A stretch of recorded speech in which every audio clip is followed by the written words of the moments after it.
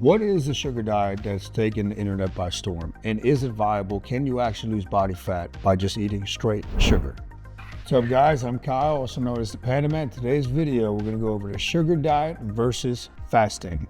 I'm gonna break down what the sugar diet is and how you can actually implement it. Make sure you watch all the way until the end because I'm gonna give you my protocol of how you can implement the principles of the sugar diet with long form fasting to have the best of both worlds.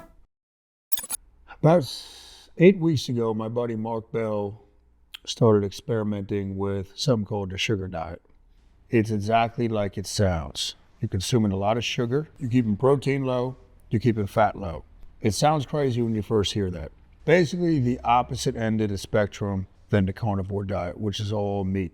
People online are losing their minds because you're essentially telling them, hey, cut the protein way down. And if you see the results that some of the guys are getting, like Mark, they're getting lean, they're maintaining their muscle. So you got this paradigm shift, right? We've been told that we need so much protein that you just got to gobble up protein. And if you don't have protein, you're going to lose your muscle, you can't build muscle. And we're seeing that that's not the case. So how does it work?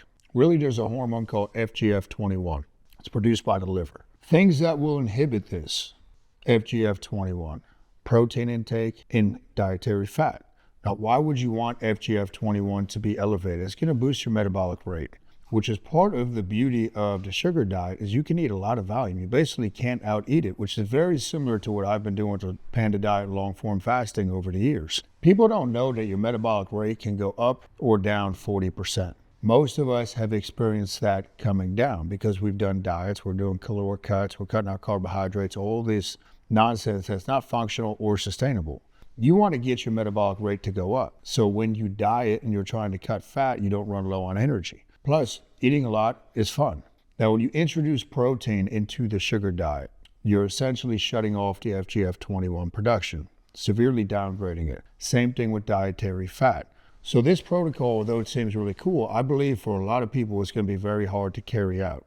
Most people with the sugar diet, they might go on for a couple of days and then guess what? They're going to start craving their fats and their protein. This is where strategically you have to figure out how can you implement this.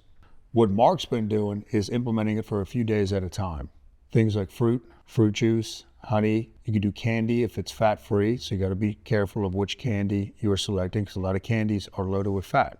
And when we look at nutrition, a big problem is when we combine sugar and fat together. That's not a good combination. You got to think sugar, carbohydrates, great energy source. Fat is an energy source. When you have both of those coming in, it's almost as if you're going to confuse your body.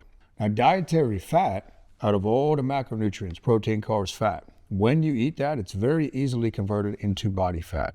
Now, with proteins and carbs, your body's going to convert those both into glucose. So your body's preferred fuel source is glucose or sugar. Now, when you're trying to implement the sugar diet, if you're going to do that, you might not feel satisfied, right? Because you're pulling out a lot of stuff that you normally have. First, let me be very clear. I think fasting, long-form fasting that I teach with the Panda diet is foundational. That's not a diet, right? Even though I call it the Panda diet, fasting is a foundational principle that to me should be present in any good eating strategy because of all the health benefits that come along with it. The main takeaways that you want to keep in mind if you're trying to implement some of the principles from the sugar diet with long-form fasting, take your protein way down. Guys, limit your protein intake to no more than 3 days per week. Protein disproportionately spikes insulin and can cause insulin resistance. There was a study I was listening to recently where they used mice and they gave one group like 10% of their nutrition was protein, then 8%, then 6%, 4%, and 2%. The 0% group had no problem dropping body fat. As soon as they bumped it up to 2%, fat loss stalled. So what does that tell us about protein? If you're trying to cut down your body fat, you have to limit protein.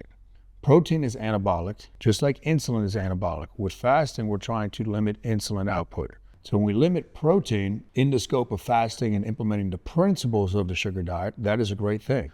Pick a couple days a week where you're going vegetarian. Now, the next step, the takeaways, the principles from the sugar diet that I would implement is how do you cut down your dietary fat? Now, most of the dietary fat that you consume is coming with your animal protein, unless you're adding extra fat like oils and butter and all this stuff that you don't really need in your diet. There's a lot of people out there that tell you need to consume good, healthy fats for your hormone production. So if you look down and you have a belly or you have a lot of extra fat, you have all the fat that your body needs on it right now. It's wearing it as body fat.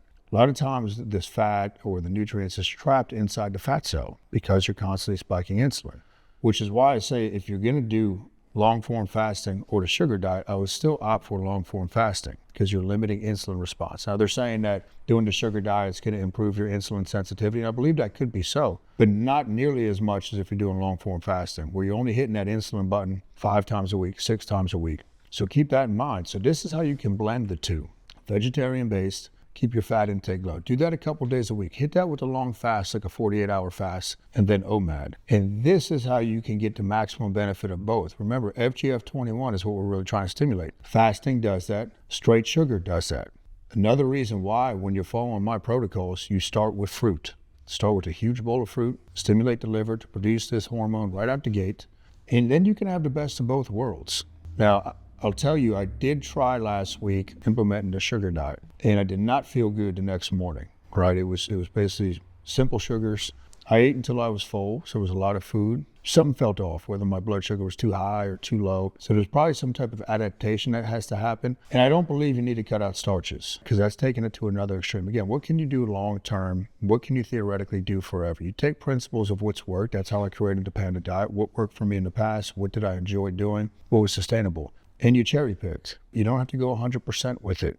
So that's my take on the sugar diet and how you can actually implement it with fasting. Remember, I think fasting is foundational. That's something you should always be doing. You should always be practicing in some form. Implement pieces of the sugar diet, and then you get the best of both worlds. You can get leaner much easier. You can eat a lot when you're dieting down, which is key. That's why most people come off diets. They start messing with their hunger hormones. They start getting too hungry. Metabolic rate crashes. We're trying to avoid all that. So that's my thoughts on the sugar diet and fasting. I think it's a great idea. I think it's thinking outside the box, and I love it because when you think outside the box, that's how you discover new things that work. Thanks for watching today's video. I need you to hit the like button. I need you to leave a comment or a question below, and subscribe and hit the notification button so you never miss anything that we're putting out.